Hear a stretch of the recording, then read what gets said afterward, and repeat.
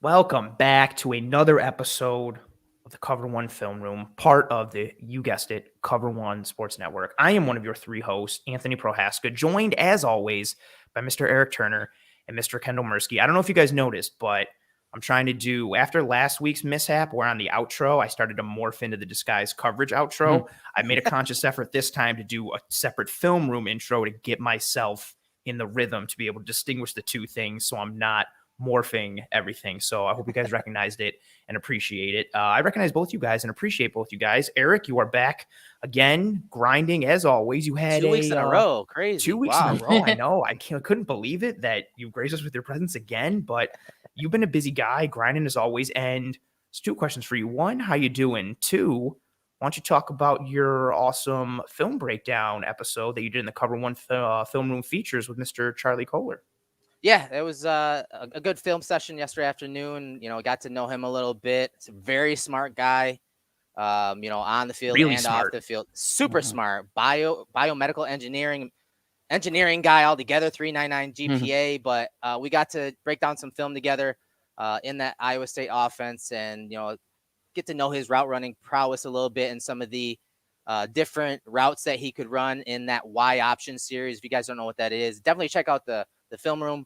But it's the same play that, the Jason Wittens of the world, the Antonio Gates of the world, were given that type of leeway and their offenses where they could run multiple routes. So it was a fun breakdown, and I hope to do a few more of those tomorrow night.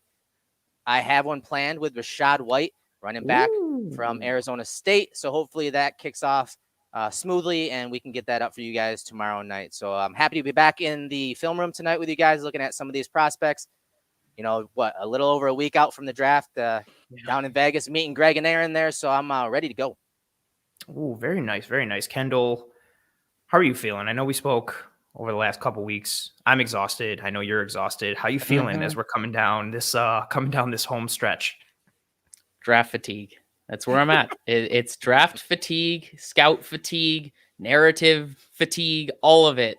Fatigue, man. I want it to be done. I want to know who the Bills are getting so I can just deep dive those guys. I don't want to waste my time and my eye muscles on players that are going to be playing for teams that we're probably not even going to be playing this year. Right. It'd be one thing if I'm scouting someone and he goes to the Patriots and it's like, all right, I actually kind of know some stuff about this guy and maybe I'll know about it when we game plan for the Patriots and all that kind of stuff. But, if we're playing, the AFC North this year and all that stuff, and he just goes to a completely irrelevant conference or division this year, it just feels like it's all for naught. But yeah, I'm ready to find out who we get, man. All right, I saw the question from Jason. Now that Easter's over, what's next for the tree? I'm still rocking the Easter colorways until we finish this next week. And then really until we finish the month, although I do have some special draft attire planned for the tree. And then we head into May, and you'll find out once we get to May. I like to keep things under wraps, but Jason, I appreciate you recognizing the tree. I appreciate it. I'm glad this started to become a thing, and it's more of this instead of people being like, how come that dude's got a tree? I'm like, God, do you not come here? Do you not understand? But Kendall, you make a good point about especially too, 70% of these guys are that we scout are will be out of the league in 3-4 years, and then the Bills don't draft, and you're just God, you just throw your notes in the trash. Yes. It's just so frustrating. But that's where, even just from our perspective, right? Trying to figure out how teams have their boards in general, and then you're also evaluating prospects for the sake of them as football players, but also their projection to the NFL level and how their skill sets translate and all that kind of stuff. But what you also have factored into that is what we're going to talk about in tonight's episode. Much like we did last week, we discussed several players that the Bills had for their top 30 visits, and we focused on the defensive side of the ball. And in tonight's episode, we're going to focus on the offensive side of the ball. And, tying that back, Kendall, to what you said, it's all tied into you're trying, if you're a team, like we said last week, you were trying to gather as much data and as much source information as you can about any and every single player. So if you're trying to connect more dots and be able to piece the puzzle together, you're trying to bring these kind of guys in for top 30 visits. And it's a combination of things, right? Maybe you're bringing in players who you really liked and you want to tip the scales a little more and find out even more about them. Or Eric, like you mentioned last week, bringing in guys who maybe your data set is incomplete. And so you're trying to bring those guys in so you can find out more, round out that entire complete picture. Because like we've been talking about in our group DMs, teams' draft boards are so unpredictable. You can have 10 different teams and you're going to get 10 different draft board orders, much like you'll get 5 scouts to analyze one player and you'll get 5 different interpretations, round grades, all that kind of stuff. So if you're an NFL team, you have to be completely prepared for anyone and everyone to drop. There is no like, well, we really don't need to round out everything on him because he's not going to be there. Because what happens if he is there? And then you're like, well, we didn't really check him for red flags and we didn't really do this. Teams do not do that. They turn over every leaf and every log. They check under everything. They try to tick every box and gather as much information as possible. And that's where a lot of the benefit of these top 30 visits come in. And that's where our focus will be tonight as we focus on 3 players that fall into that top 30 visit category. Mr. Dylan Parham, guard/center from the University of Memphis. Mr. Isaiah Spiller, running back from Texas A&M, and wide receiver John Metchie from the University of Alabama. But before we dive into the film here on the Film Room, Erik, you proposed this idea and you posted it in the chat and then brought it to Kendall and mine's attention when we were plotting stuff for this episode. There are certain archetype fits that we talk about on field, scheme, skill set, trade, all that kind of stuff. But also tied into that is the age of prospects that the Bills like to bring in and they like to scout and draft. Yeah, and we talked about the different factors or reasons, as you kind of alluded to a couple minutes ago, and why teams bring in top 30 visits and bring them into One Bills Drive. And so I started doing some research on that over the years, from 2017 to now, the different types of visits, first of all, that the Bills have utilized over the last few years. And you got to remember, the last couple of years have been murky. Not much information has come out because of COVID, as we said last week.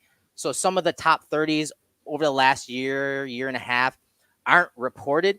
A lot of that was just done virtually through FaceTime and Zoom calls and stuff like that. But did some research on some of the tendencies of the visits that we can see on the screen here on the spreadsheet.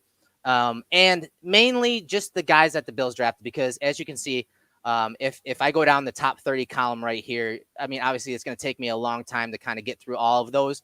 And so I kind of just focus on the guys that they did draft. And some of the guys they drafted were Tremaine Edmonds, Ed Oliver, Voshon Joseph, Josh Allen, Dawson Knox, Nathan Peterman.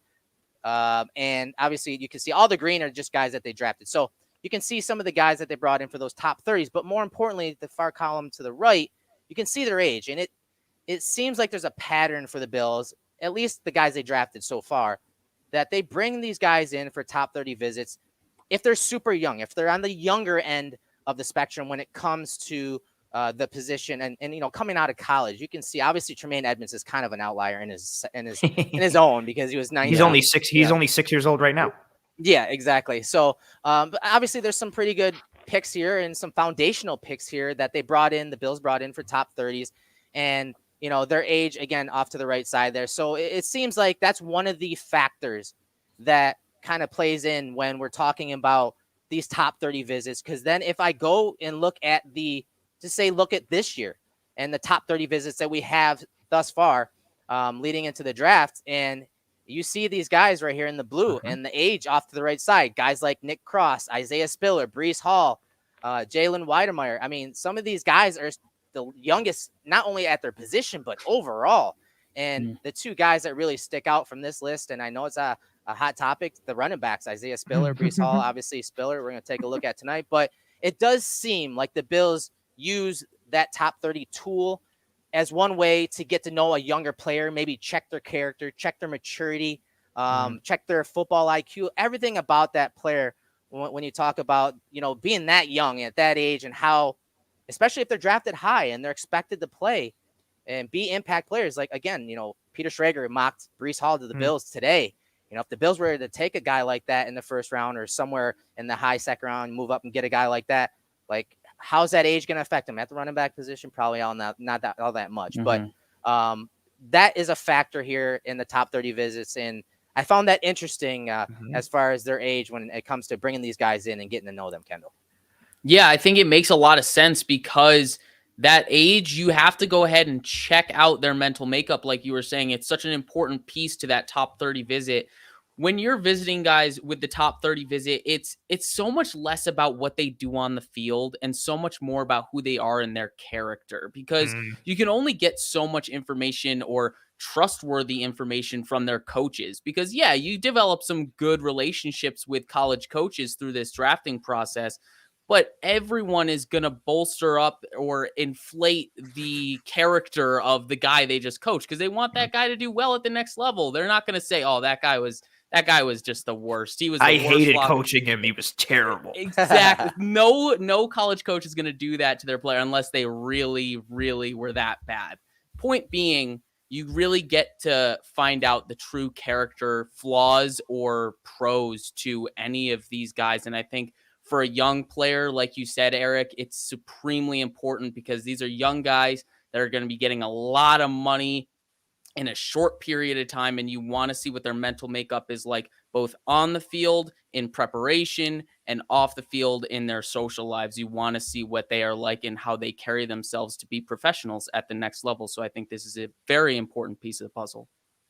I think the age piece is really interesting too, from like a twofold perspective. Like we know how the Bills like to ease in their rookies, right? Taking these younger guys, like you're trying to get that full picture. Like you both said, like, okay, can this young guy, how do we project he'll handle life as a professional football player at this age coming into this year, one? And then two, in trying to continue to find out that mental makeup, when you're bringing in these younger guys, we know the Bills like to retain their own, even whether it's drafted players or if it's free agents they brought in when their contracts are up, they like to retain those guys. You bring in these young guys, finding out about them early, you can be able to track and trend and try and maybe even potentially project what their future is going to be like. Okay, like here's what he's like at 20 or 21.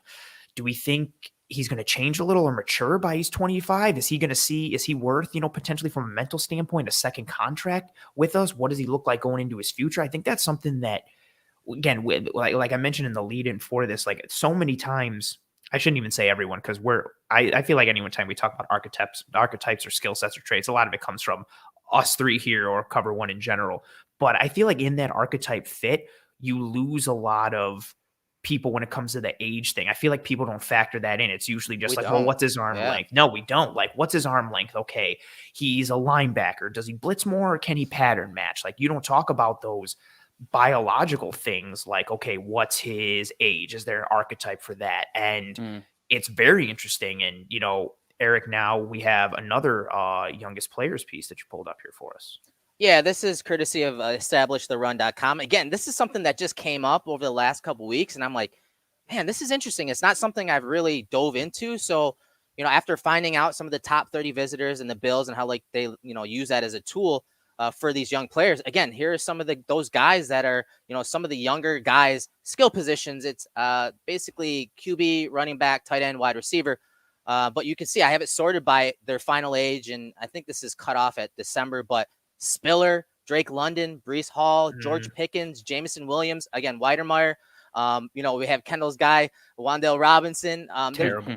Really cool website. Really cool website. Kenneth Walker. I mean, there's some big names that at the top of these lists when it comes to age. And like Anthony said, I don't think we really pay enough attention to this stuff, but it's something that, I mean, we know Tremaine Edmonds, it's really one of the first things that comes up when we're talking about him and, where they drafted him and those expectations and the lack of, development in some areas and why he's such a polarizing figure. Well, this age thing is a factor, especially when it comes to some of their, as I said, their core pieces on offense and defense.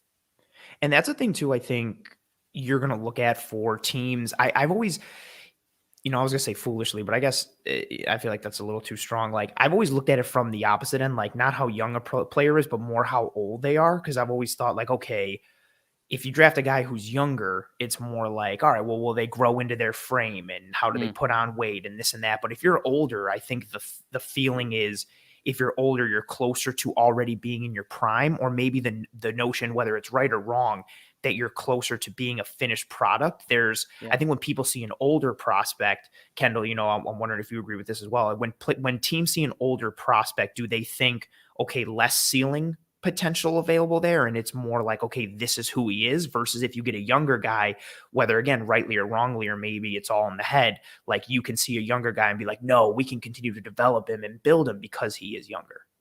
I think generally speaking that is true. What you just said is very true. And I think a lot of people in the chat, and myself included, are thinking of Velus Jones when you're talking about this. But the unique thing to Velus Jones is just that Tennessee offense and what a mess that Tennessee offense was. And you kind of think, oh, maybe there is some more potential to squeeze out of a guy like Velus Jones, despite his 25 years old. There is something more you can get out of him, because he was used in such a, I don't want to say gimmicky fashion, but like he was running the same routes over and over and over. They were just doing RPOs over and over and over. And you didn't get to see a lot of usage out of Velus Jones, but he is 25. So you think maybe athletically he's at his peak. But usage-wise, like we saw at the Senior Bowl, he can do more than what he was asked to do at Tennessee. So I think it generally makes sense what you said, and specifically it makes the most sense when you're talking about them as an athlete in their physical talents. Like, what will they grow into? If you're at 23, 24, 25, you're closer to what you are, but then it's more about refining that skill set. Yeah, you have those questions about the physical piece and then the mental and connecting the two. And there's room maybe to grow mentally, but maybe not so much physically if you're already towards that older end of the scale when you're drafted. And we've seen multiple comments coming through about tight end. And Erik, according to the pre-draft visitor sheet that we have pulled up there, tight end is one of the most reported visitor positions that the Bills have had, along with wide receiver and corner. Yeah, and this is courtesy of at Judge Mathis. You can see up top, that's his handle, and then at Bills Guys. Kendall's always on the show, Air Raid Hour, with these guys twice a week. And he kind of tracks this the visitor stuff, and especially for our website, if you want to know who's making visits to Buffalo and all the different types of visits, it's at cover1.net, and you can even see links to different scouting reports on that. But yeah, you guys are right. A lot of comments about tight end.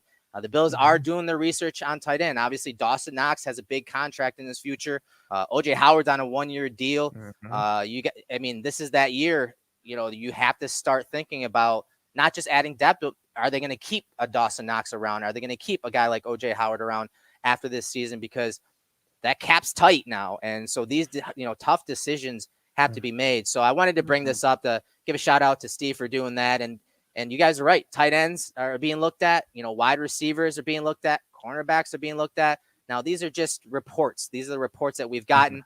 Different events throughout the offseason, such as the Senior Bowl. Everyone at the Senior Bowl, every team gets to meet with every player there. So you can pretty much guarantee, according to Jim Nagy, that the Bills met with every single player there. So you have at least that one meeting. So definitely, something to keep in mind. And again, if you want to stay on top of this type of stuff, because it is fun leading into the draft, Steve's got you covered at the website, cover1.net.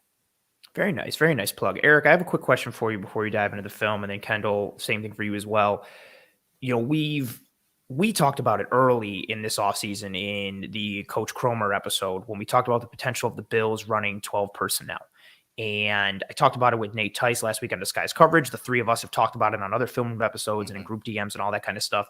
With the prevalence of too high coverages becoming more of a regular thing in the NFL, and especially, against teams like the Buffalo Bills, these too high coverages are designed for offenses like the Buffalo Bills. You can either, pass over the top or split those safeties, or you can run them out of too high. You can run defenses out of too high, or go in heavier personnel packages like 12 personnel. With the Bills bringing in OJ Howard and all this work and due diligence on tight ends, do you see this as more of a depth piece? Let's continue to just do our due diligence and work the pipeline and, have a strong bench? Or do you see this as another sign of potentially more of a commitment to a 12 personnel package for the Buffalo Bills, given the shift we're seeing in defenses and how teams played the Bills last year? Well, kind of, going back to what I just said about the, tight ends and their contracts, I do think it's not just about that. I do think it is about rebranding, and there's too many signs that point to that. Whether we're looking at the league and how it's changing, and whether it's the coverages, the two shells, how defenses are getting lighter up the middle, or even at different positions across the board, they're trying to be faster and lighter. I just think everything points to offenses trying to counter that with bigger personnel, but bigger personnel, as I talked about with Charlie last night, that can not only help you in the run game, but can spread out and become Yes. positionless, Exactly. become a hybrid move tight end, because now the defense doesn't know whether you're going to run or pass. But more importantly, they have to decide, are we going to stay in base with 3 linebackers versus 12 personnel? Or are we going to stay in nickel like the Bills tend to do most of the time against 12 personnel?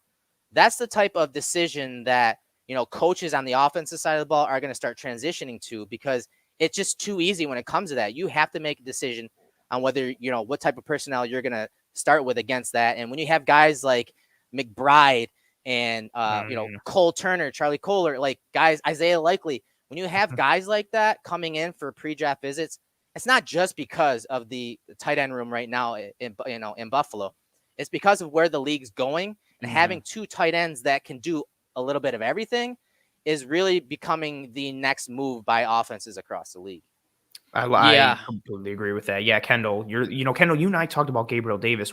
John, I see your super chat, and I'm going to pull that up boom, there we go right now. Actually, let's pivot to that, and then Kendall, I want to get your thoughts. So John, always a supporter of us here at Cover One. Thank you so much for the donation and for being here live with us and joining us. He says, given Jordan Poyer hiring Drew Rosenhaus, #team Tariq Woolen in round 2, 6'4", 205 pounds with a 42-inch vert and a 4.26 40. Cornerback, maybe safety. He's raw, but he is the Josh Allen of DBs traits-wise in this draft. He's a wow or he's a wow you guy every play with crazy variants. And then he says, love the show. Thank you very much. Kendall, we'll stick with you because we didn't get your thoughts yet on 12 personnel stuff. Tariq Woolen, what are your thoughts in terms of, I guess like pivoting back to John's question here, the Josh Allen of DBs traits wise in this draft with how raw he is, but some of the physical measurable boxes that he checks. And then John also mentions that he had a 10 RAS score for Tariq absent the 3-cone drill. I think that's fair to say he's the Josh Allen of DBs when you're talking about traits. He has all the traits, but can he piece it together? I mean, you saw it at the combine. If you watched any of the drills that he was doing, he really struggled turning his hips and staying low to the ground in his back pedal. Like there are some clear areas that he needs to work on specific to the cornerback position. That being said, he has all the tools to get better. So I think round 2 is like a good spot where you can take a chance on those traits, especially considering how, I guess, cornerback needy the Bills are this year. I'm not necessarily fond of taking a big swing on a guy like that in the first round, but in the second round, makes a little more sense. Either way, Woolen's someone I personally haven't been too warm on during this draft process, but I understand the traitsy nature of things. Everyone's been soured by years of settling for Levi Wallace and that. So everyone wants to get that athletic traitsy dude. But back to the 12 personnel thing. I think it is extremely important for the Bills to get towards that and rebrand towards that because of the positionlessness and the too high looks and the way that the league is moving, getting lighter and faster. I've talked about this before. Bill Belichick has been doing this for years. He goes against the grain and the trends of the league. And if you're one step ahead, Harbaugh too. If you're one step ahead of this trend and you're bobbing while everyone's weaving, you're ahead of the game. You're playing chess while everyone else is playing checkers, all that kind of stuff. And I think having guys, Eric, like you said, having tight ends that can do a little bit of everything is so important when it comes to doling out 12 personnel and not showing tendencies, because if they do show nickel on the defense and you're in 12 personnel and your plan was, all right, spread them out, but they're in nickel, you shift the formation back in tight and maybe you run out of it because they're in nickel. Vice versa. If you're in 12 and they have 3 linebackers, then you can shift and spread them all out and force those linebackers to play in coverage. So I think it's very, very important to stress that positionlessness and versatility from every position, not just running back, wide receiver, but also tight end now, because we're seeing the importance of finding guys that can do a little bit of everything: blocking, receiving, running, all of it. Yeah, I second both of, the points that you guys made in regards to 12. I think I dove deep into it with Nate Tice last week on Disguised Cover, so I don't want to drill home too much on it, but Kendall, you hit it, like the idea of positionless football in the offense. And what's great about it is you can start to dictate two defenses. Like, okay, you want to play too high? Well, we're going to go 12, and maybe we're going to make you have to bring a safety down in the box, or you're going to have to go with heavier numbers in the box from heavier boxes from a numbers perspective or from a personnel perspective. If your nickel isn't big enough and he can't fit the run and handle tight ends, do you have to bring in a third linebacker to replace that nickel? Like, you start to dictate things to the defense. And, positionless football gets talked about a lot on the defensive side of the ball. It's what makes Jordan Poyer and Micah Hyde such a tremendous safety tandem. There is no free safety. There is no strong. They're just two safeties. You can spin them down. You can put them in two high looks. You can blitz them, fill runs, cover in the slot, cover deep, flats, man, zone, whatever you want to go with. Offense is starting to move towards some of that with bigger slot receivers or more 12 personnel and start to dictate to the defense to counter what defenses are doing to them. I think it's a really nice chess piece. And I think seeing the Bills bring in OJ Howard and seeing all these tight end visits, to Eric's point and Kendall to yours, I think this is the Bills potentially starting to try and stay ahead of that curve and seeing how teams have played them the last 2 years. In 2019, Josh Allen saw two high coverages post snap 23% of the time in 2019. And then 2020 and 2021, he saw it over 31% of the time. And two high coverages are taking a jump. I like that that move from the Bills. And then we got a comment there, safety in the box. Yeah, is a good idea. I like this because, Wise says safety in a box is a good idea. And it's something that we talked about last year. I want to say it was a second Jets game. We had Jay Feely on when they were kind of tweaking the identity of the offense. Correct. And using Gabriel Davis a little more and use a little more two tight end sets. And to bring them out of that too high look. To bring that safety up, as that comment says. So, yeah, that's exactly what having two tight ends that are dynamic, but also can be dynamic in the run game and block. Like, Knox has improved in, and OJ Howard, I hope he can get back to that because he was a monster coming out of college, but I was underwhelmed when I watched his film over the last couple of years. But who knows? I mean, he knows how to block. He knows those type of assignments. He's used to playing in that type of scheme. So I just think with, all of what they've been talking about with the rebranding, to kind of wrap, this up, the rebranding, where they are with the receivers right now, how Gabriel Davis is going to get a real shot at being number 2. I think they're going to use more tight ends. They're bringing in a bunch of tight ends that are used to playing in 12 personnel sets. As I said in the chat, Trey McBride's number 1 in 12 personnel targets. Number 2, Likely's up there. Number 2 is Charlie Kohler, who I talked with last night. They want those kind of guys. This is where offenses are heading now, guys. And so I know we talk about it a lot, but it is really going to take the league this year. It's a copycat league, and I think this is what these coordinators and coaches were studying all offseason.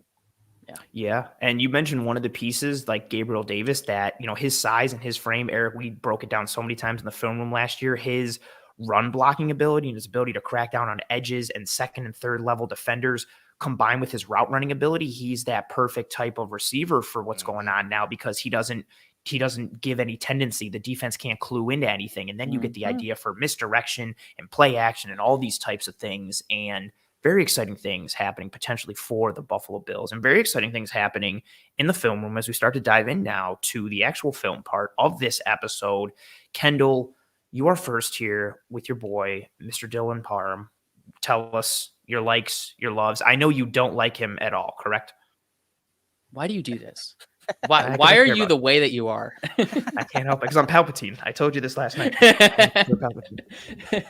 All right, so Dylan Parham from Memphis. He's 6'2" and 5/8. Tested or measured in at the combine at 311 pounds. It's kind of an asterisk because he played a little bit lighter. He's got 33.5-inch arms. He ran a 4.93 40-yard dash in the 98th percentile and a 1.66 10-yard split in the 99th percentile. You can see the RAS scores here, 8.83, and that was at 311 pounds. He played, he played somewhere around like 290-ish, somewhere in that range. He added weight and still tested phenomenally. That 10-yard split in the 99th percentile, it shows, man. He gets out of his stance quickly in a hurry. So the things I love about him, positional versatility. He has starts at left guard, right tackle, and then at the Senior Bowl, he showed that he can play a little bit of center. Former tight end. You can see that athleticism, even adding the weight on. You can still see that athleticism. Very fluid athlete, fires out of its stance, like I said. displays plenty of body control and flexibility at the knee and ankle level. He's not a waist bender. You hate to see that at the offensive lineman position. Got great lateral movement skills, mirror matching defensive linemen, that reactive athleticism to see what's happening in front of him. Then he plays with a nasty temperament. So I think he's much better in the run game as the aggressor rather than in the pass game where he's letting the action come to him and he's more of the absorber. I think he's better when he's not asked to anchor, when he's go ahead and he's giving the force to the defender. That being said, he also played lighter in this tape that we're showing. So I'd like to see what that added weight does for his functional play strength and how it fares on the actual field in between the lines rather than just combine testing. But with this first play here, thing I love about it is really the football intelligence, the initial strength at the point of attack to help his center on the reach block on number 22 there. And then once again, he's climbing to the second level very quickly here, but in control with proper aiming points. He's aiming at who's at number 38 and he's not out of control. He goes at him in control, but still in a quick fashion to get up the field and push him backwards. And then you can see how nasty he is with that block temperament. Really wants to push him out of the way as far as he can. He pushes him back like 12 yards before he even realizes that the play is even over. So I love that temperament on the tail side of that play on top of the heady play on the front side with that combo block. I love his athleticism, like the functional athleticism. And, you see it on this one, him getting to the second level. But the thing for me that always seems to click on a lot of his snaps, and Erik, I know this is something you noted as well, he establishes leverage so often and his hand placement is good. And also I feel like he transitions power and weight from his hips. You see him like roll through, like you see, even when he's like not, I feel like when a lineman's in space, that's when people can see like, oh, he's athletic because he can move out in space. But even at the point of attack, he seems athletic where he's able to transition his weight. And Erik, I know you second some of those thoughts as well. Yeah, and you got to talk about scheme fit too. He comes from a run-heavy, complex scheme at Memphis. He's that short, thick frame. He's on a short end, I would say, when it comes to archetypes for the Bills and really Aaron Cromer. But man, as Anthony said, like he can unfurl those hips in the run game, as you'll see in some of these clips. He creates displacement, especially on those down blocks. He can just wash defensive tackles down. He can just wash nose tackles down.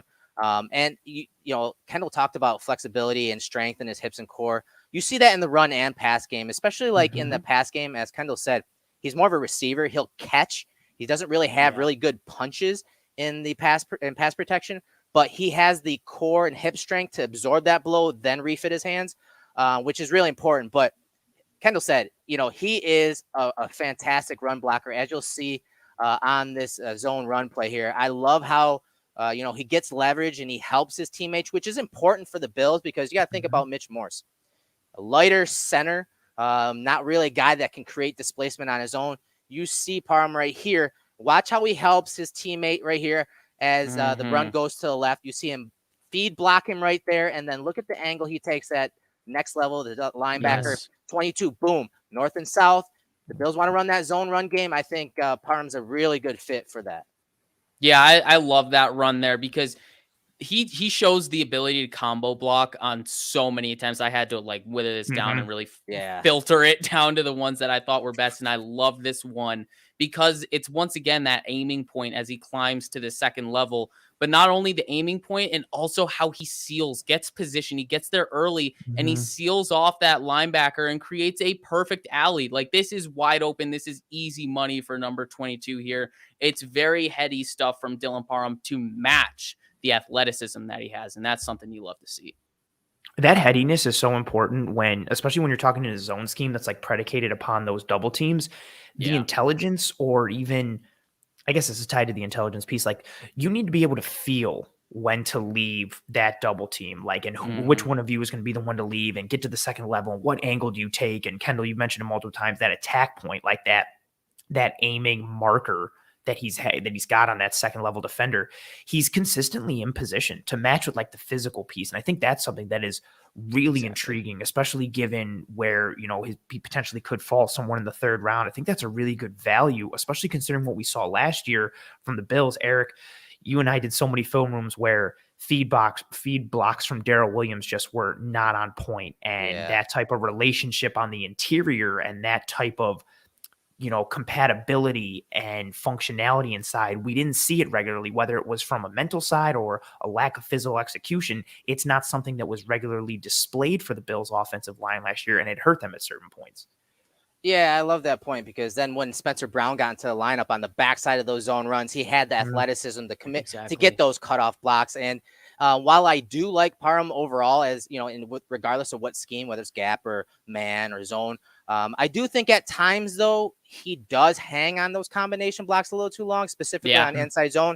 He'll hang a little too long, and he won't get to the next level, to the linebacker. That guy won't make the tackle. There was a lot of that on film in this game and in the Houston game, but overall, like I said, I think he's way more athletic than most people are giving him credit for. And I just love his he's short, squatty, powerful, drives his legs.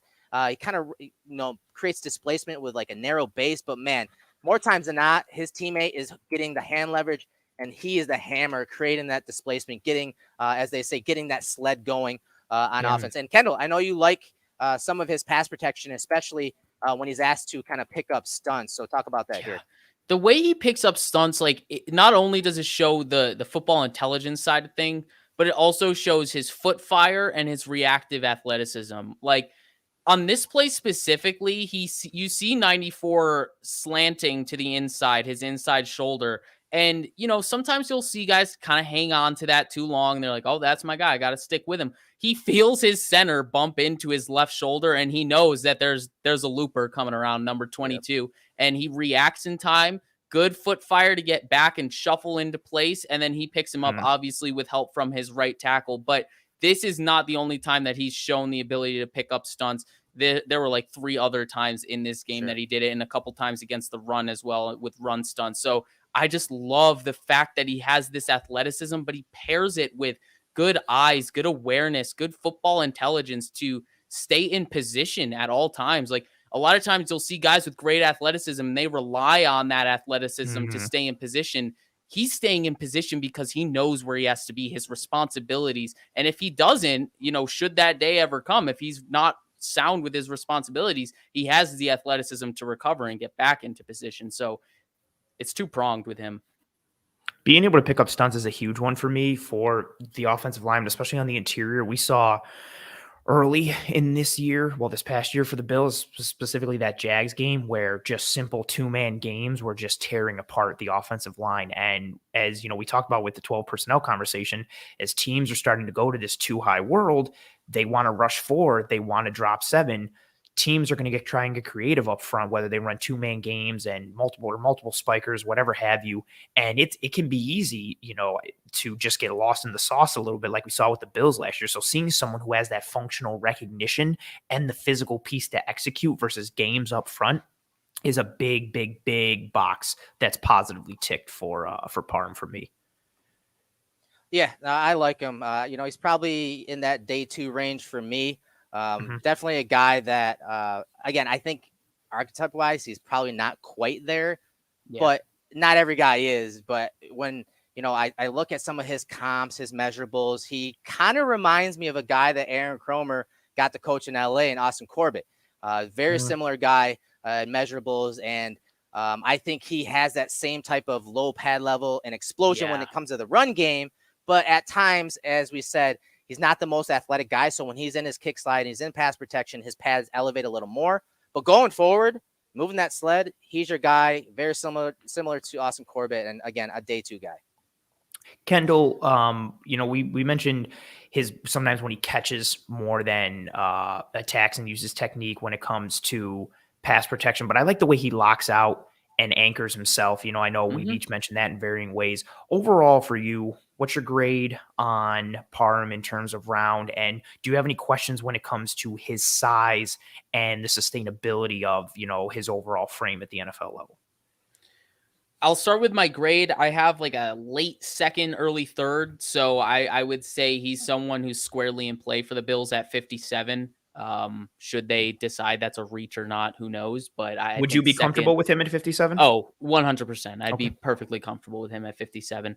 In terms of his size and his anchor, I think that's a good way to put it, how you framed it. I think it's At times it's sufficient, but overall body of work wise, I think it's sufficient plus his anchor ability. And then seeing as on tape he was playing in the 290s and then now he's up to 311, I really want to know what it looks like now. I want to see what that functional strike looks like on tape with, 15 added pounds. So it changes who he is. So the fact that he could add it on like he did and then test the way he did, it gives me no concerns in terms of adding to that frame and then what it looks like from a functionality standpoint.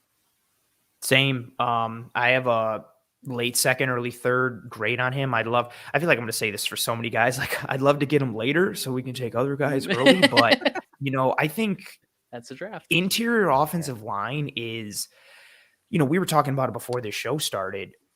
Roger Saffold's on a 1-year deal. Ryan Bates, everybody liked what he did last year, but the sample size is smaller, which we've all acknowledged. Like, is Bates the future at right guard? Is Roger Saffold a guy who does well this year, and then does he come back? Even if Roger Saffold kills it, does he come back in 2023? Like, what does the sustainability and longevity look like on the interior offensive line? And interior offensive line has been one of the positions for me this draft season that I want to address in the first 4 rounds. And I think it's a sneaky one, like we all talked about, that potentially could be addressed as early as the first, depending on how the board falls. And I think we're all in a pretty, large agreement here that you could see an interior offensive lineman picked in the first 4 rounds or easily on day 1 or day 2, given the makeup of this offensive line. Erik, I know, we spoke about that and you had some thoughts on that as well.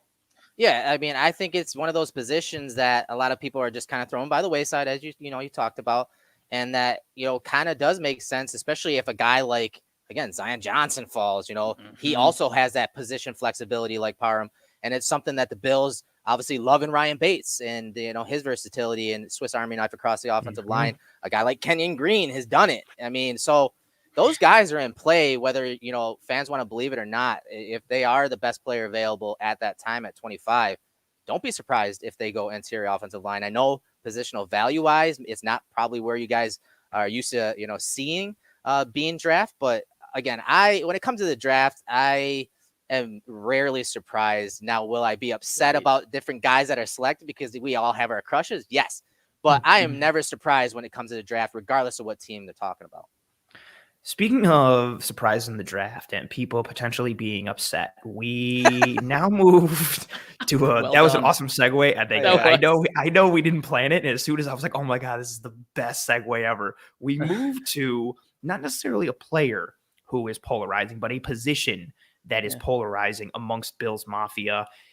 It is the running back position when it comes to the draft. I don't know where the running back position in the draft is almost to like Tremaine Edmonds level of polarization. That's how nuts it's gotten, with people being on opposite sides of the fence and just all these hard stances and thoughts when it comes to the running back position and where one should be taken, what the positional value is, yada, yada, so on and so forth. But one that we have tonight that's had a top 30 visit with the Bills and whose film we're going to break down, and Erik, who you have the graphic up for, is Mr. Isaiah Spiller out of the University of Texas A&M. Yeah, he's an interesting back. You guys see the comp there, which is kind of funny. TJ Yeldon is his comp according to Player Profiler, but I like him. He's a bigger back, I'd say, especially when we're talking some of the archetypes of the Bills, especially when we're comparing to Devin Singletary. I think it was Steve that said in our chat that he's really a souped up Singletary. And when you look at some of the traits, it does make sense because he's got really good vision. And it's one of Singletary's best traits is his vision. I always said it was, near elite status.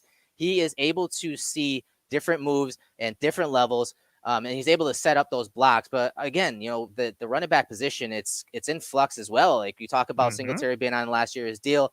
Moss has been MIA. So the Bills could, go out and get a guy like this, whether it's in the first or second round. Most people want him in the second, and I think that's where Spiller probably falls. But he's more of a bigger back. He runs mainly in zone, but he ran in a lot of counter tray and gap schemes as well, out of spread.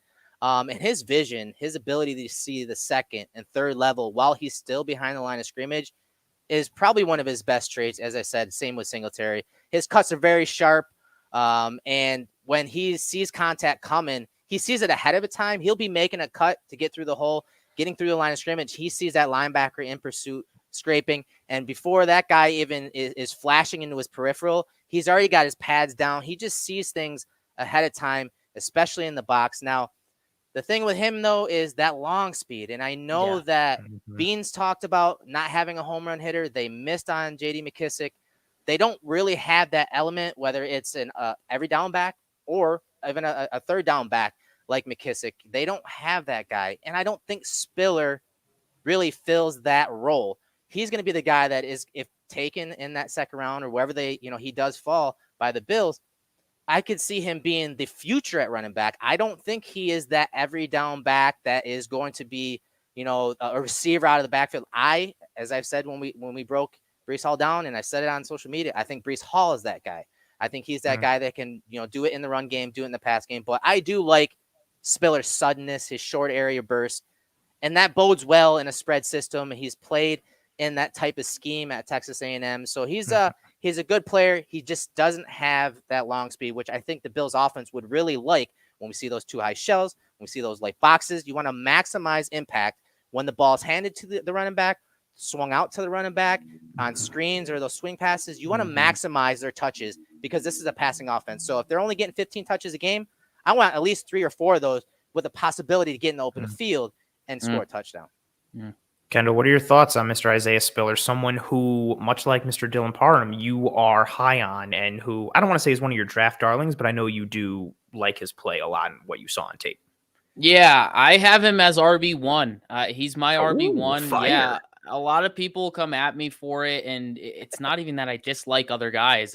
I like what Spiller brings more. I value the traits that he's strongest in. Those are the traits I value the most at the running back position.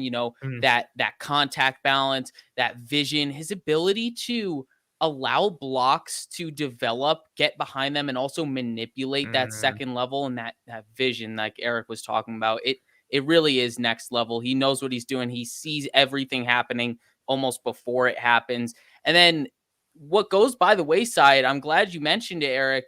People talk about his long speed, but they don't talk about that he has that short area quickness, that suddenness, that burst. It is so much better than his testing shows. It is so much better. And I think another thing that falls by the wayside is the fact that he's been injured during this pre-draft process. I don't know how much that actually hampered him at the pro day because he was supposed to be recovering from his adductor injury, but it could have impacted those numbers slightly. I think he plays faster than those numbers suggest. That being said, the long speed is 100% still not above average. It's probably at that average mark. It leaves something to be desired, and I don't think that can go without saying.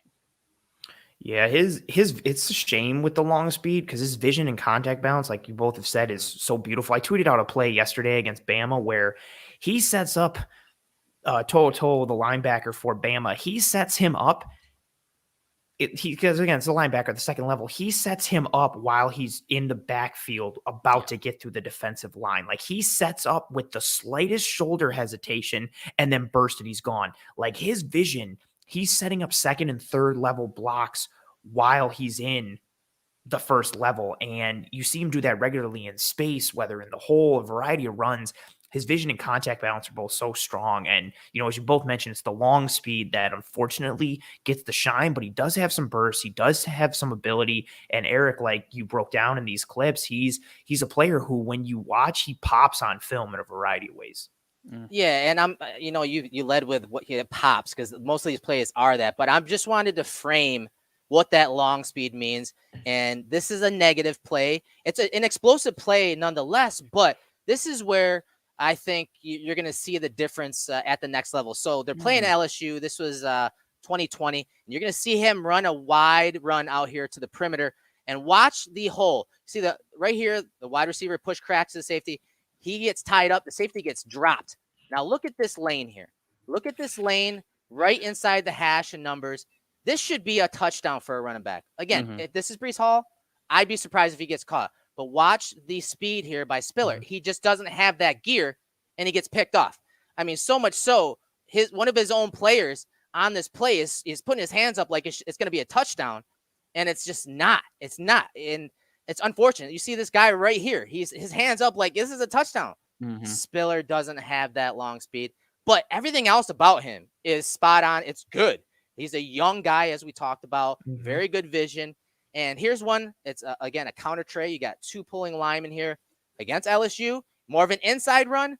Great vision, sets up the block. Now here's the long speed getting up the field. So when he gets north and south, this is where, that long speed maybe isn't as big of a factor.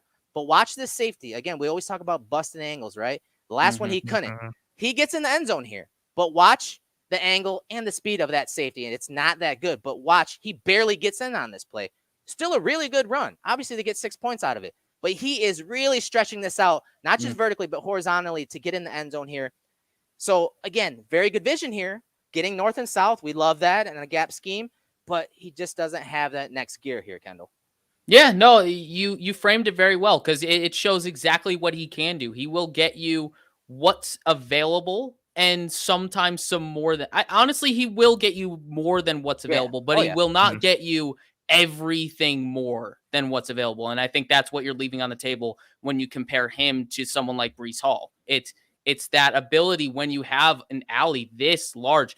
Can you get Mhm. into the end zone with ease, or do you really have to work for it? And that is really what the difference comes down to with those 2 running backs. We saw it last year with Devin Singletary, not from a big play second and third level perspective, but more from the initial break through the line where there was holes and there were gaps, Yeah. and he's just a half second too slow. Mm. And when you have that, I don't mean this to be disrespectful, but I feel like people will take it as that. When you have more of a middling offensive line, it helps to have a plus matchup in that backfield and make their job a little easier, whether it's someone with plus vision or someone with that plus speed to be able to get through the hole quicker so they don't have to hold their blocks as long and you can take advantage of their strengths and mitigate some of their weaknesses. And Spiller, I have less questions about his burst around the line of scrimmage than I do Yeah. Devin Singletary. But Right. Garrett, to your point with those first couple clips, you will see that lack of long speed come into play the further you get downfield. So he's somebody who I think he can take a 3-yard gain and turn it into a 6 or 7-yard gain, which is still a very valuable thing. But Yeah. he's not that guy who's going to take a 10-yard gain and turn it into a house call. He's still going to take a 10-yard gain and turn it into like a 15-yard gain, which again is still valuable, but that home run threat like you get in the upper tier with the Kenneth Walkers and the Breece Halls isn't necessarily there. Yeah, and this is a play from the Florida game here. I think this is also 2020, another gap scheme. This was the end of the game. They're trying to close it out. He's that big back. I likened his running style to like a Latavius Murray. He's kind of upright, but he runs in the very same way.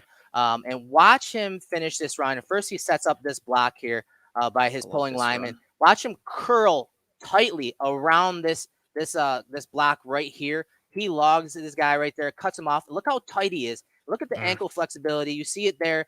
And he's doing that because he's trying to shave that angle so that this guy can get picked off. But watch him go through the line of scrimmage right there, breaks that arm tackle. But then right here, as I said, he's breaking that arm tackle. Watch him immediately lower his shoulder. Ball's in his left hand already, which is beautiful. Lowers that shoulder and then just drops that linebacker to the ground for the touchdown. Just a great way to finish out this drive and this run by Isaiah Spiller. The contact balance, man. It's such a huge portion to playing the running back position. You highlighted, Erik, that angle that he took to set up those blocks, be patient, but also be efficient getting through the hole. And then having the ball in that left hand is a very important but subtle part to the position that I feel like it doesn't get talked about. Having the ball to the outside, closer to the sideline kind of thing, have it in that outside hand. And then he's just ready for contact. He is ready for contact. He embraces it and he just lowers the shoulder and absorbs it. He doesn't even get off kilter. He is perfectly upright through the entire portion of contact. And that is what contact balance is. It's not that he's struggling to stay on his feet or, he uses his hand to keep himself upright, like plants his hand on the ground or anything like that. He is so easily standing upright on this play. He was unfazed by the linebacker that hit him and runs into the end zone with ease. I love this play. This is probably my favorite play out of the ones you picked. His contact balance is probably the best out of the running backs, whether at the top tier or potentially even overall in this draft. And again, like we mentioned, it's a shame because his vision is really plus plus, and his contact balance, like we see here, is plus plus, but it gets overshadowed from that long speed piece. I feel like you guys both talked about it, but this thing is like a really hard thing to do in that clip. Like, you are staying tight to your block and engaging properly with your lineman up front to execute that run. But then just to completely, while you are evading one defender, he's already making his next moves. Like, he's already setting up what he's going to do against 51 from the move that he's making during the first move. Like, that next level anticipatory skill and vision that he has, you see it time and time again. And I think that type of ability, it may not be the speed factor that helps a middling offensive line, but it does help your line. His ability to make his lineman right and manipulate what's going on in front of him is a really plus thing that he offers. Yeah, and I love this play too. We got a couple more plays on Spiller, but this play, again, pulling lineman, patience. He's looking through the line of scrimmage, setting up these blocks. Now watch his feet. He's a bigger guy. Keep that in mind. Watch his footwork behind the line of scrimmage. Patience, waiting for those blocks to set up, and then watch the moves he has to put on these guys as he enters the line of scrimmage. You see the jump cuts. You see several guys being evaded right here. I mean, and then he hits that guy that's coming from the second, third levels. Like, it's just so smooth. Watch it from the end zone angle. Again, pay attention to his feet, because it's not really talked about with him a lot. We talk about the vision. We talk about the contact balance. But his footwork is really pretty at times. And again, watch him shuffle here down the line of scrimmage, setting up those blocks. And then look at these cuts. He stacks cuts on top of each other, makes that guy miss, even though his offensive lineman that pulled missed his block. Or it was actually a tight end, misses block, but look at him squeeze through this little gap right here. Look where his eyes are. He's looking off to the left, kind of evaluating 46, his blocker, and number 7 there. And 15 is coming to line him up in the alley. Oh, look, now his eyes are on him. Look at the stop. Look at the flexibility in both of his ankles on this play. And look where his eyes are. He's now looking back against the grain to the middle of the field. Look at that cut and that balance. But he doesn't go all the way back across the middle because he's got 2 more defenders right there. No, he cuts it back up inside, falls forward for a really good run, another impressive run, and it really just shows his vision, but also his footwork, something that is not really talked about all that often. Yeah, this is where that vision, the footwork, and the short area burst comes into play. You see him setting up all of those blocks, being efficient with them. But I mean, and this is exactly what you talked about with turning a 2-3 yard gain into a 6, 7, 8 yard gain. This is the play. This is exactly what you're talking about. Yeah, he might not turn this into a touchdown, but he's turning a play that could be, just a moot point, kind of staying behind schedule to getting ahead of schedule. And that is very valuable. It's not as valuable as a house call, but it's still valuable.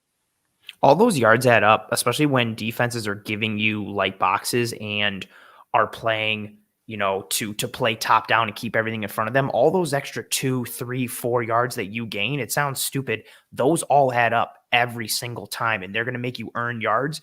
And Isaiah Spiller is that guy that will earn them. Eric, this is the play that I was talking about earlier. Yeah. I am in love with this play against Alabama. Yeah, again, that vision. You see the direction that the defense is pursuing. You see him set up some of his blocks. And you see number 10, as Anthony said at the top, you see number 10 coming to line him up. He feels the cutback coming on this zone run. He feels it. That linebacker steps up, and Spiller sees that his guy is going to peel off right here. This lineman is going to peel back and pick up number 10 if he has the patience, if he is able to time entering the line of scrimmage, and he does. He sets up number 10 right here, presses the line of scrimmage just enough, and almost waits. It's almost like he's in slow motion right here, throttling down, so that his guy could just get a piece of that linebacker and then get north and south for the touchdown. Really special play from him here, Kendall. I kind of want to give this to Anthony.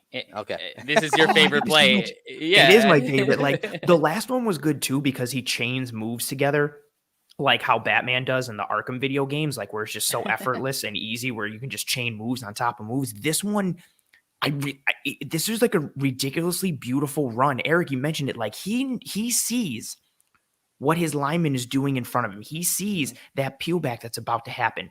So he sets him up. He sets the linebacker up with this step, with the slightest move. He doesn't overcommit. Look at him give that little dip, that little lean, and it gets toe-to-toe, number 10 there, to commit into that gap, which then creates and sets up the block for his man.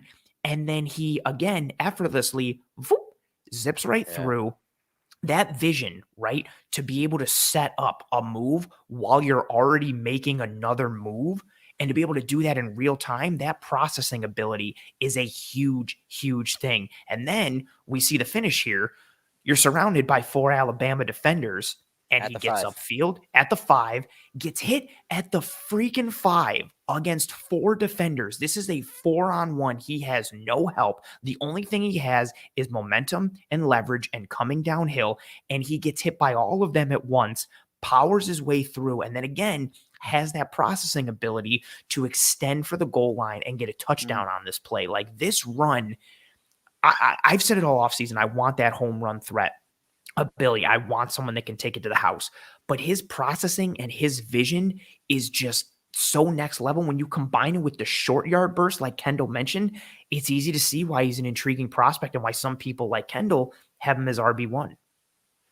Yeah, no doubt about it, man. I have a second round grade on him. If he's there at 57, if the Bills want to move up and go get him in the second round, I'm okay with that. Like I said, I think he's right there. I just think Breece Hall adds a little more in the receiving game. And obviously the home run thing is something I think this Bills offense could really go next level with. But I would not be mad with the Bills. People think I hate Spiller because I've done so many clips on Breece Hall. No. Running back position gets evaluated nowadays. Yeah, I love Spiller. I just want a little more in a couple of different areas. He's a very good player, and I think he'd be a great fit for the Bills because of the scheme he played in, because of the gaps and you know, the zone ability that he's played in, but more importantly, that RPO scheme. You know, it's something they do a lot at Texas A&M. The Bills love guys that play for Jimbo Fisher, and Texas A&M altogether. They have a really good relationship, the scouting department, with Texas A&M. They're there every year. There's always prospects there, and there's a really good rapport. So I'm not surprised that the Bills are doing a ton of work on Spiller, but also on some of the other A&M players. There's some good players there that translate schematically and physically into the Bills archetypes.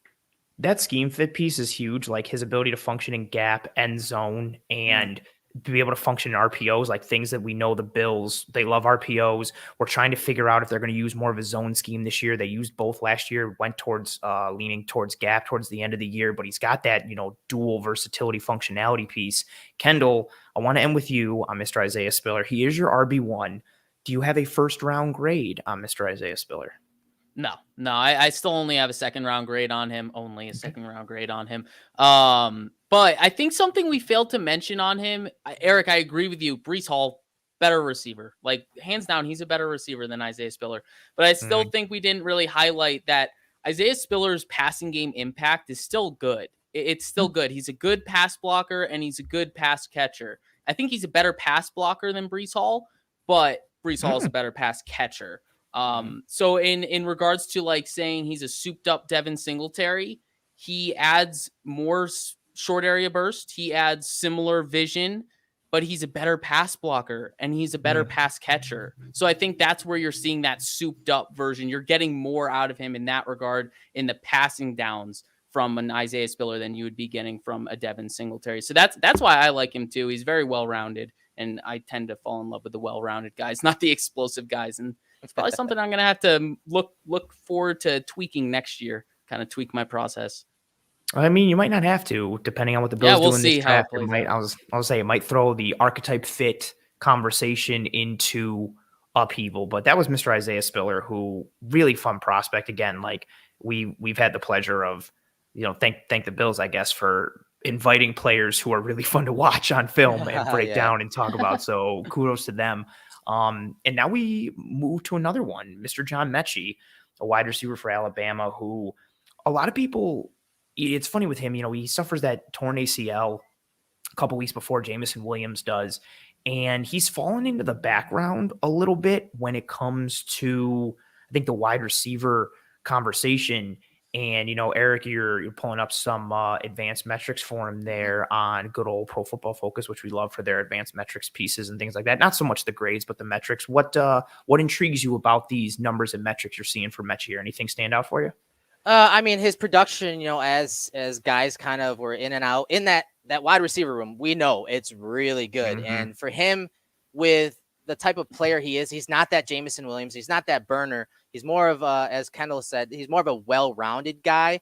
But I do think that he has a place in the league. Obviously, he's coming off that injury, but I do think you can't scoff at some of the production in some of these games, and I think that him being able to do that with the weapons they have on that offense is definitely nothing to scoff at.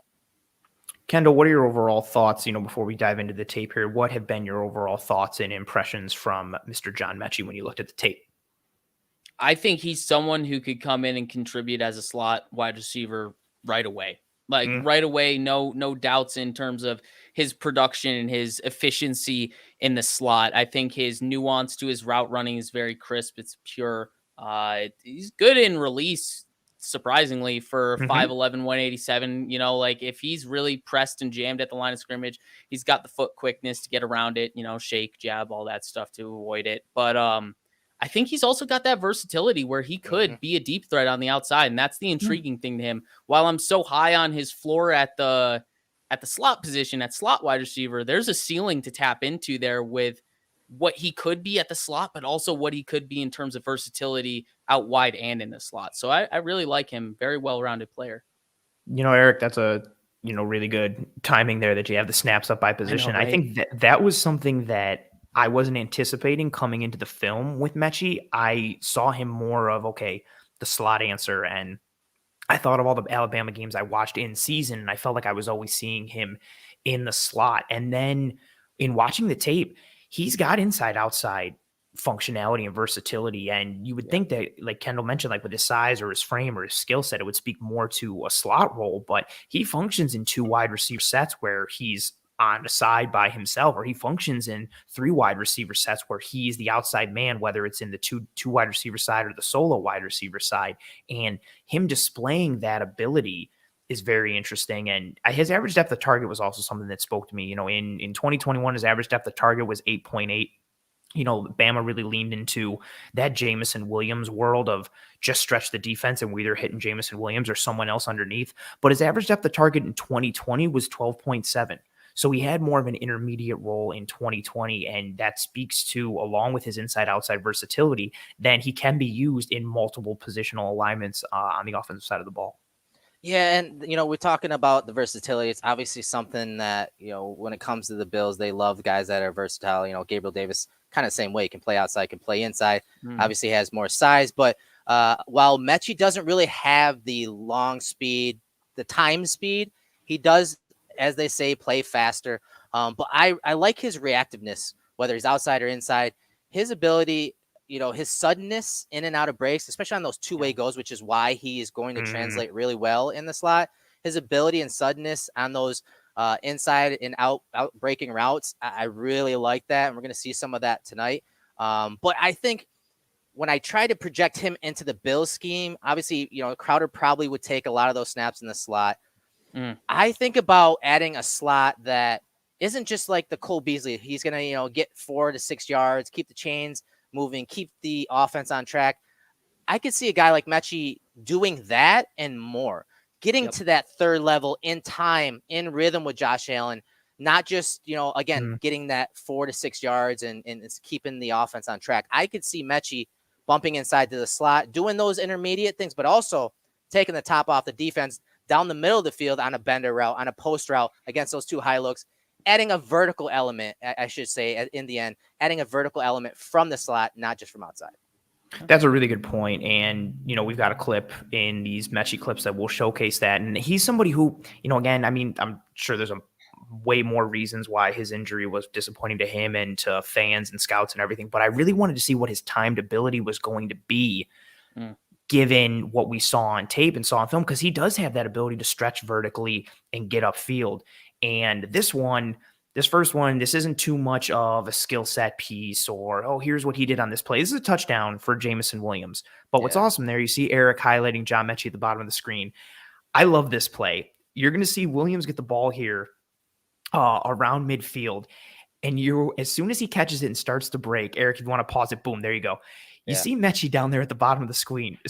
Metchie knows Williams' speed and then what the defense looks like in front of him. So exactly, you see Metchie just start signaling like, yo, bro, you got this runway.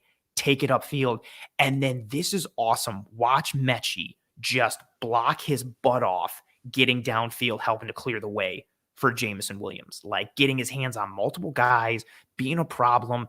That I think is, we talk about scheme fit and all these types of things. That right there is a Bills culture fit. That type of effort and that type of communication and that type of awareness and headiness did not even just make the block, but that in-play real-time communication to be like, yo, bro, it's yours. You taking it? Oh, you are? Cool. I got you. Turn, run, bang, block. And this is one of my favorite plays from John Metchie. And I know it's not like a skill set piece, and the end zone angle is cool as well. You see Metchie in the bottom right of the screen there, and you'll start to see him signal. Yeah, dude, it's just so awesome. Yeah, I love this play, and it really shows off. I know it's not, the ball's not in his hands, but it shows off spatial awareness. He knows that as soon as Jameson caught the ball, there would be green, and especially to his side of the field, that there's a certain element of spatial awareness that goes on with that, and knowing the coverage of guys that are going to be in space when you catch the ball. And that's, I really do like this play. And as you said, Ant, it's really one of those culture plays, one of those glue plays that these are the type of plays you need on your team, whether a guy is the number one wide receiver or number 5 wide receiver. These are the kind of plays that you need to kind of bring the offensive, the wide receiver room together on the field.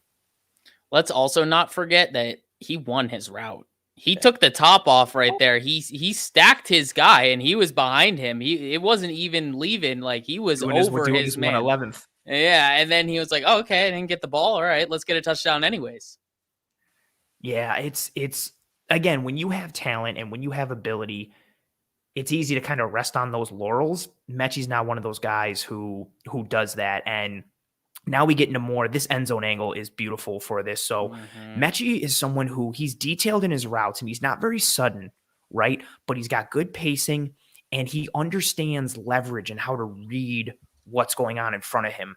And this first clip that we're going to take a peek on, Eric, you started to bring it up, and then we'll run through. Happened. Yeah, some technical difficulties here. Metchie broke the system because he's too awesome. That's what just happened. But whatever one we want to settle on, we can break down. Where are we going?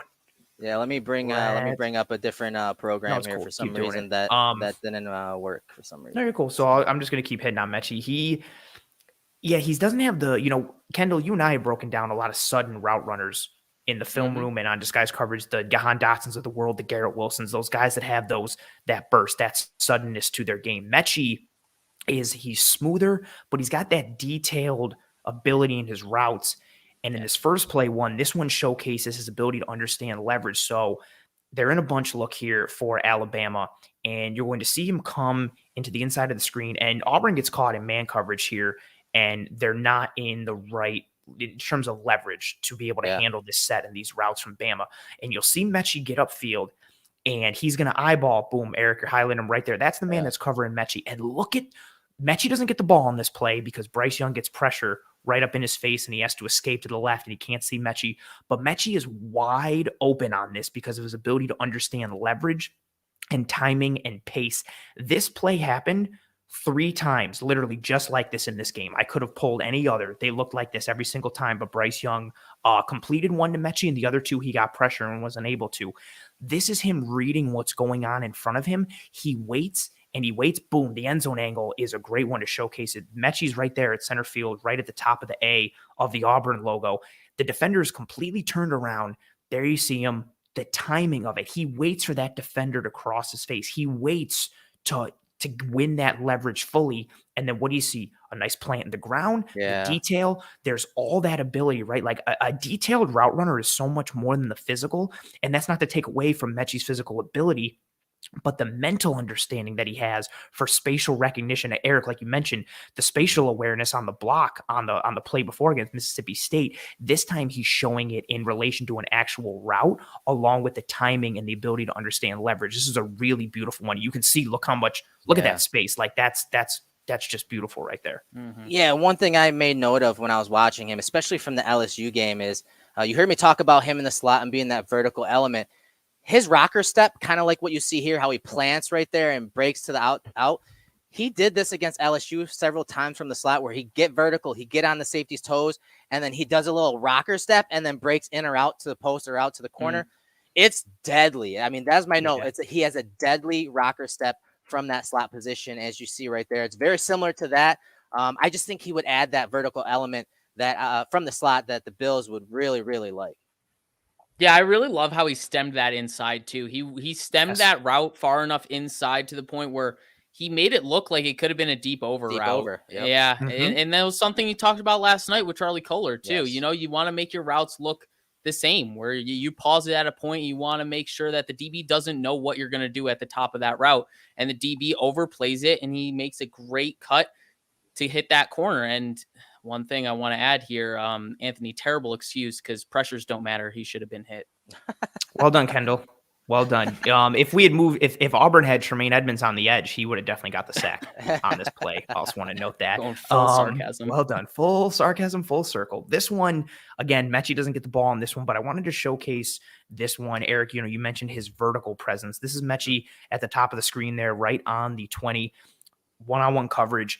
One thing that Metchie's good at, he has good releases and a good release package at the line of scrimmage. This time he gets a bit of an easy release from the corner, but this is showcasing just what his verticality is, and his vertical speed gives the little stutter, and then bang, it's right upfield. Bryce Young overthrows him slightly, but you see that ability of him to get upfield.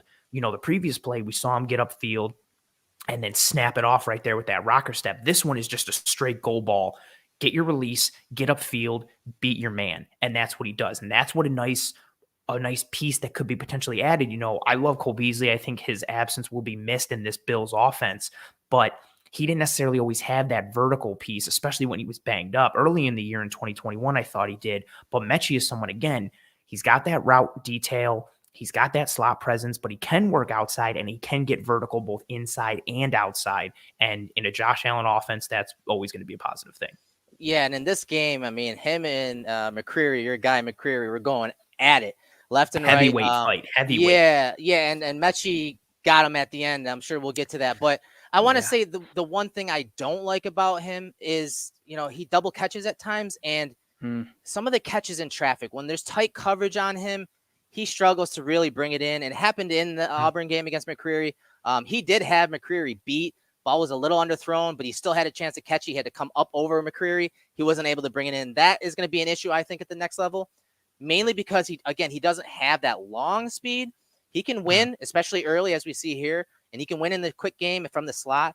But when he's going down the field, more times than not at the NFL level, he's going to have a corner in his pocket. He's got to be able to make catches in traffic. But as we see on this play against Auburn, he's in the slot right here. This is why he translates very well at the next level here in the slot. Watch the move. I mean, this is really reminiscent of Jameis Crowder or Cole Beasley. Look at the slow play release right there. Eyes on the DB, not giving away anything. And then, boom, hand usage, quick over the middle play to the middle field. It's vacated. I mean, that's what you want from your slot receiver, being open early and often for your quarterback. And he wins really, really quickly on this play. Yeah, those are the type that you want to see from a slot receiver, like the ability to gain ground quickly, win clean, get open. We've seen, again, not to keep referencing him, but Cole Beasley do that for years, whether it was third and short, first down, second, whatever have you. Get those nice, easy completions. These are what you want to see, especially in this game where Jameson Williams gets ejected. Bama was struggling on offense. This is the point in the game where you start to see Bryce Young start to gain some rhythm. These are those QB-friendly routes and plays that start to get your quarterback in rhythm. Make things easy on him. Take advantage of what the defense is giving you. Metchie can do that by winning easily at the line of scrimmage like that. And this one is another one showcasing some of that versatility. So Bama had been hitting the screen game, bubbles, smokes, nonstop in this game. I really like the play call, but I like how Metchie sells this one. So he sells this completely like he's blocking, slow plays it, gets his hands on the defender, but then doesn't pull. He just gives him like the lightest tap on his shoulder pads to be like, I'm going to block you. Psych, just kidding. And then releases inside, darts inside. And this one was a nice one. Metchie, he's had this isn't too off frame, but he's shown an ability to adjust on the ball and make some off frame catches. Bryce Young throws it to that back shoulder because of the presence of the second level defenders inside. And you see some of that functional athleticism. You see the release point, you see him getting open, you see the intelligence to sell everything, but it's that nice athletic turn and just, okay, let me turn around, make that half turn, catch it, pocket it, touchdown.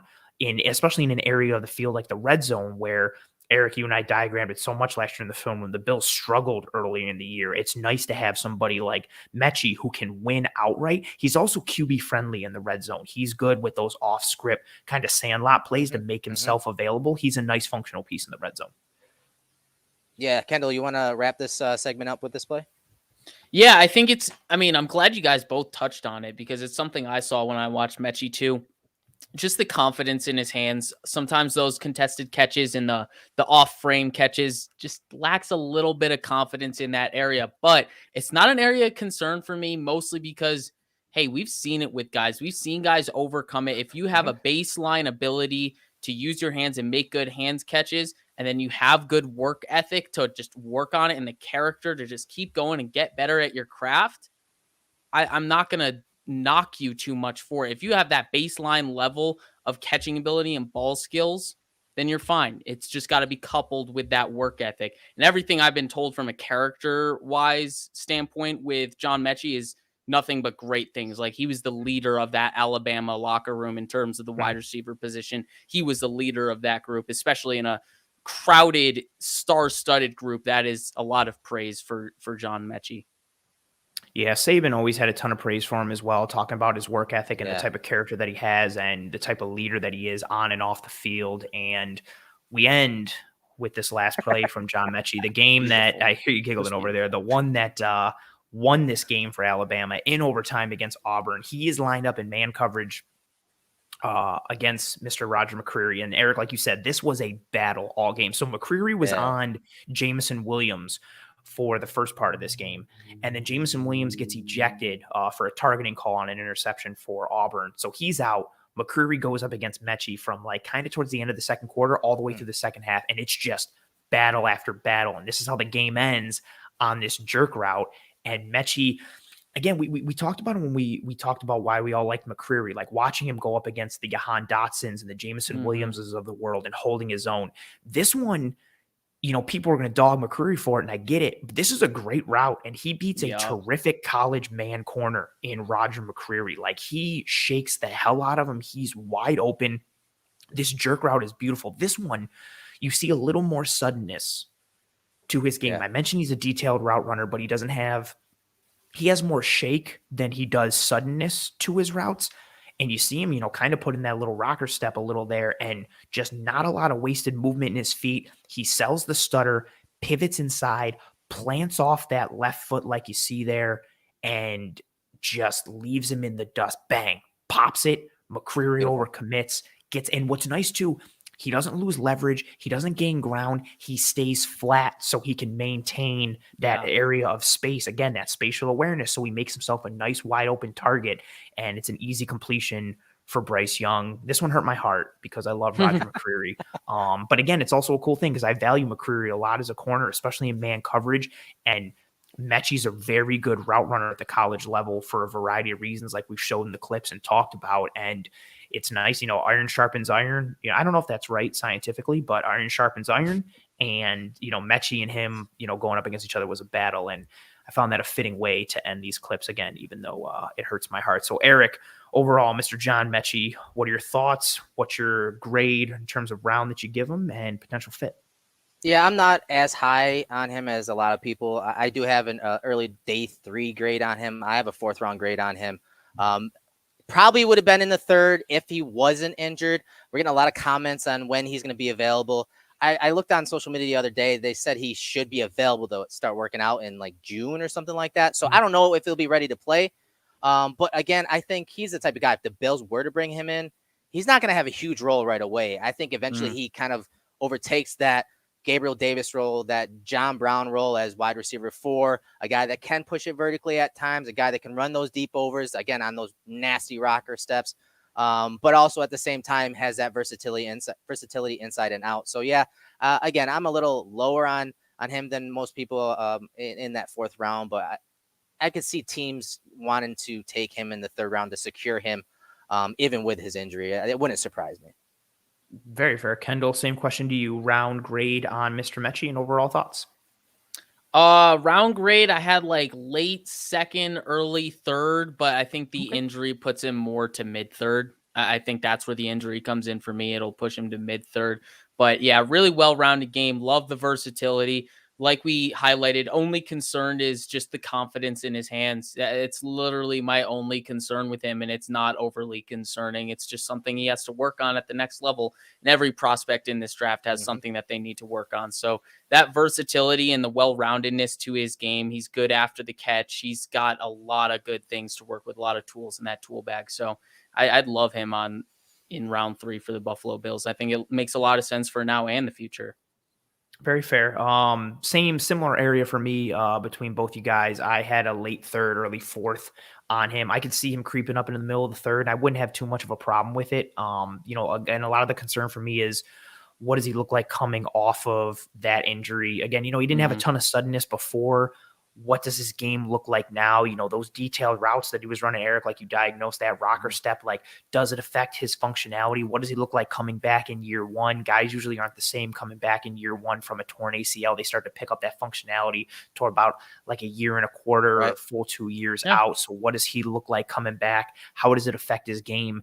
And then even besides that, some of the questions just around, I like that he does have that ability to get vertical and stretch the field, but how sustainable will it be at the NFL level against real NFL speed, real NFL size? But overall, I think there's enough, and I don't want to say it and make it sound like it's bad, but there's enough to work with. I think he'll be productive at the NFL level. I think he has starting slot potential, some outside versatility. It's just a matter of how does he hold up overall? How does he improve his game? And then what does he look like coming back from that knee injury? But definitely an intriguing guy. And if someone the Bills took a stab on early on day 3, I would not be opposed whatsoever. And from the positive things that we're seeing in the chat, it looks like not a lot of people were opposed to the breakdowns that we gave on tonight's episode. So thank you to everybody who rode with us live on this episode. We've had pretty steady engagement. We know the offseason starting to wear on people, draft season starting to wear on people. So we appreciate everybody who tuned in live. The chat was tremendous as always. If you are here, please drop a like on this video. Say it in all the shows. I know it's corny, but you'd be surprised how much a like goes towards helping us to track and trend in front of more eyes and ears and all that stuff. Please rate and review and subscribe to the Cover One Film and to the Cover One channel as a whole. We have you covered literally every single day of the week when it comes to Bills content, football content, anything and everything that you could possibly need. And if you were watching this later, listening later on any one of the podcasting apps or platforms, thank you so much for your view, your listen, anything and everything. We appreciate the live viewers. We appreciate the non-live viewers all equally. You guys are tremendous. Thank you very much for the kind words. Erik and Kendall, obviously, I wouldn't be able to do the show without you guys. Maybe I could, but it'd be super boring and it would be really hard and I wouldn't want to do it.